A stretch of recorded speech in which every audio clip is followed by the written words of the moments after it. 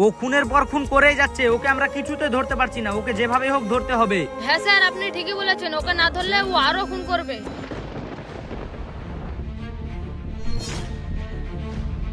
Sir আমাকে গুলি মারবেন না, আমি নিজেকে সারেন্ডার করছি।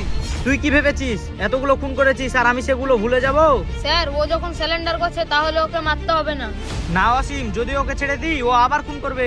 স্যার ওকে মারতে হবে না, আমি ওকে জেলে ভরে আসছি। আরে হঠাৎ করে অসীম এরকম কথা বলছে কেন? আচ্ছা ঠিক আছে, তুমি ওকে নিয়ে যাও। আরে কেন জানি না আমার অসীমের উপর সন্দেহ হচ্ছে, যাই আমাকে বিষয়টা দেখতে হবে। ফজি তুই আমাকে আজকের মতো ছেড়ে দে, আমাকে আর একটা খুন করতে হবে। তুই কত টাকা নিবি বল?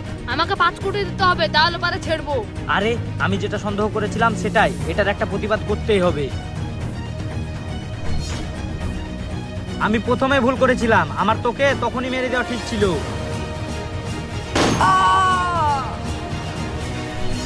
স্যার আমাকে ছেড়ে দেন, আমি কিছু করিনি।